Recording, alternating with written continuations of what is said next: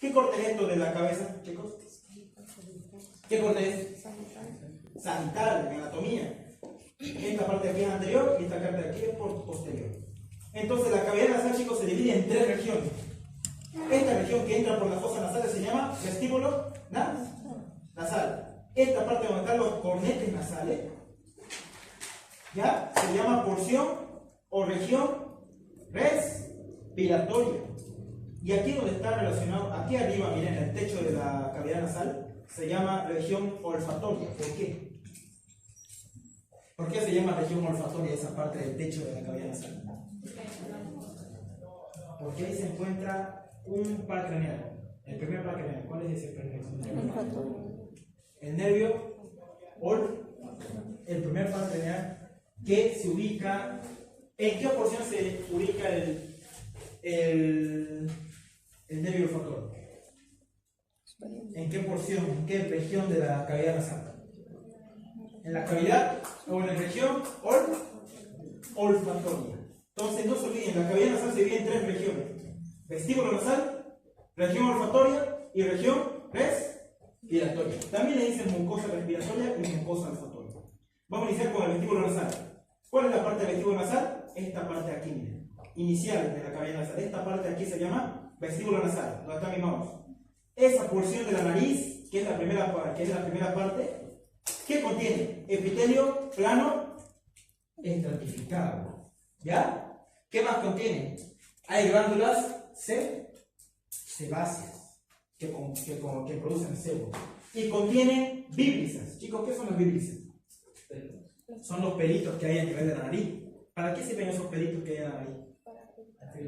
Para filtrar el aire y protegerlo de partículas extrañas. ¿Ya? Y una vez que esas partículas extrañas que están aquí y pasan las bíblisas, llegan aquí, ¿qué mucosa se llama esta? Donde están los cornetes nasales. ¿Qué mucosa es? Respiratoria. Si las partículas extrañas pasan del vestíbulo nasal a la mucosa respiratoria, se va a producir el famoso reflejo del estornudo. ¿Alguna vez ustedes han estornudado? Varios de ustedes han estornudado varias veces. Es porque esas partículas extrañas de aire o ese polvo, ¿dónde llegó? ¿Al vestíbulo o a la mucosa respiratoria? Eso, a la mucosa respiratoria. Pasó el vestíbulo, pero se fue acá a la mucosa respiratoria esas partículas extrañas que ustedes inhalaron. Y eso produjo el reflejo del estornudo. Entonces no se olviden, la mucosa respiratoria, ¿qué contiene?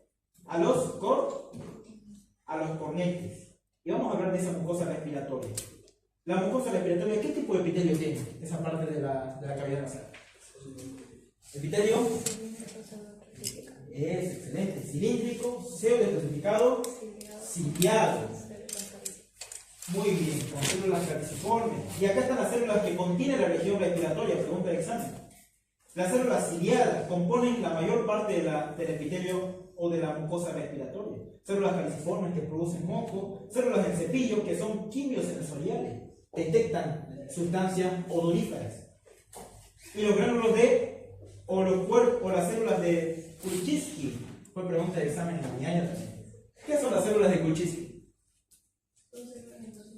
Esas son células con secreción endógena. ¿Qué secretan? Chicos, pregunta de examen. ¿Qué secreta esas células de Kulczycki? Si son células endógenas. ¿Qué producen? Hormonas y neurotransmisores. ¿Cuáles son esas hormonas? Nómbreme cuáles. Como pregunta de examen. Catecolamina. ¿Qué más? ¿Nada? ¿Recién avanzaron en ese tema? ¿Cuáles son las hormonas que produce la célula de Kulczycki? Catecolamina. ¿Qué más? Serotonina. Y la calcitonina. Lo vamos a ver más adelante igual. Entonces, los gránulos de Kulczycki, ¿en qué mucosa se observan? De la cavidad nasal. Mucosa respiratoria. Eso nunca se olvida. Eso ahí es pregunta de examen. Y también pregunta de examen de observación, por ese caso. ¿Ya? Y contiene también células basales. Esas células basales son células madre. Y contiene también la mucosa respiratoria. Contiene un grupo de linfocitos que se llama linfocitos T gamma delta. Chicos, es normal una equivocarse, no se preocupen. Pero bien, ¿qué tipo de linfocitos contiene? Linfocitos T, gamma delta. Y ustedes me dirán, ¿qué es eso? ¿Qué son esos linfocitos gamma delta? Son aquellos que se encargan de que uno esté estornudando y empieza a secretar moco. Son esas las células que estimulan. Entonces, chicos, los linfocitos T, gamma delta, ¿en qué mucosa se encuentran de la cavidad nasal? ¿En qué parte? ¿En qué parte de la mucosa se encuentran? Ya estoy anotando ahí mi puntero. ¿En qué parte de la mucosa de la cavidad nasal? Región respiratoria. En la región respiratoria o mucosa respiratoria. No se olviden, ahí se encuentran los linfocitos T, gamma, delta. Entonces esta parte aquí es muy importante para que yo tenga inmunidad a nivel de la cavidad nasal. Y tenga el reflejo del estornudo. Y acá arriba, a nivel del techo de la cavidad nasal, se encuentra otra mucosa. ¿Cómo se llama esa mucosa? Mucosa olfatoria.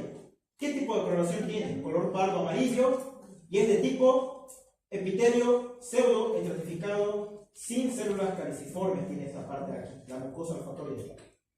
Contiene 4 tipos de células: células bipolares, células de soporte, células basales y células del cepillo. Y aquí se encuentran las famosas glándulas de Bowman. ¿Con eso hablaron con el doctor sobre la glándula de Bowman? Sí. Esa es pregunta de examen. Eso entra en mi final. Glándulas olfatorias de Bowman. Forman, ¿qué cosa forman las glándulas olfatorias de Bowman? ¿En dónde se encuentran? En este esquema. ¿En qué mucosa? ¿Olfatoria o respiratoria? Olfatoria. Olfatoria. Entonces la mucosa olfatoria, chicos, por cuando tiene células, ¿qué tipo de células tenía? Células de células de soporte, células basales, contiene también células olfatorias. Y por eso esta mucosa olfatoria se encarga de percibir el olor agradable y desagradable. Cuando ustedes huelen algo feo, ¿cuál es la mucosa que se estimula? ¿Cuál es la parte de la cavidad nasal que se estimula? La cavidad o la mucosa olfatoria. Es la que te detecta los olores si son agradables o desagradables. Nunca se olviden eso. ¿Ya? Entonces, ¿dónde se ubican, chicos, las glándulas de Bowman? ¿Dónde se ubican las glándulas de Bowman? En la mucosa olfatoria. Pregunta de examen. ¿Ya? No se olviden. Chicos, ¿cuántos senos paranasales tenemos? ¿Cuántos senos paranasales tenemos? Anatomía. Vamos, ¿cuántos senos paranasales tenemos? ¿Cuántos? ¿Cuántos senos paranasales? 4. ¿Cuáles son los senos paranasales? Anatomía. Vamos, chicos. Seno frontal, seno maxilar, etmoidal y más atrás es esfenoidal. Entonces tenemos 4 senos paranasales. Chicos, yo les pregunto, ¿los senos paranasales son parte de la vía respiratoria? ¿Del aparato respiratorio? ¿Sí o no? ¿Sí o no? Sí. ¿Son parte de la vía respiratoria superior o inferior? Superior. ¿Cuál es su función de los senos paranasales? ¿Por qué están ahí? ¿Cuál es su principal función? ¿Cuál es su característica primero de los senos paranasales? Son espacios llenos de aire y contienen epitelio cilíndrico ciliado o cilíndrico pseudoestratificado ciliado con células caliciformes. O sea, secretan moco. Y algo interesante que producen los senos paranasales es que producen mucho óxido nítrico. ¿Ya? Entonces, ¿cuál es la principal sustancia que producen los senos paranasales, chicos? Óxido nítrico. Y ese óxido nítrico, ¿para qué me sirve a mí en el pulmón? ¿Para qué me sirve?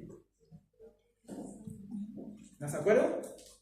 ¿Para qué sirve el óxido nítrico en mi cuerpo? En mi pulmón. ¿No pasaron eso todavía? El óxido nítrico que secreta, y eso es pregunta de examen cuando. El óxido nítrico. Los senos paranasales secretan óxido nítrico, ¿para qué? Para que los alveolos eviten su colapso y haya una buena circulación sanguínea en las vías respiratorias. Esa es su principal función del óxido nítrico. No se olviden, los senos paranasales secretan ¿qué cosa? ¿Qué secretan? Óxido nítrico, ¿para qué me sirve? ¿Para qué me sirve? Para evitar los colapsos del alveolo, para ver mayor flujo sanguíneo a nivel de las vías respiratorias, porque producen vasodilatación. ¿Y qué es la vasodilatación?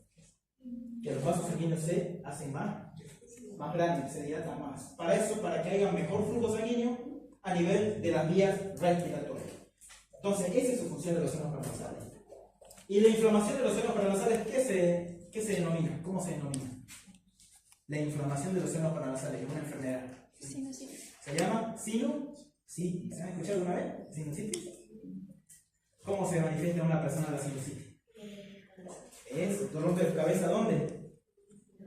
Frontal. ¿Cómo están los ojos? Los ojos van a estar llorosos, conjuntivitis. ¿Y cómo va a estar botando el paciente, la persona? ¿Cómo? ¿Sinusitis? Rinorrea se llama, cuando botan mucho moco. ¿No? ¿Alguna vez ustedes han estado así?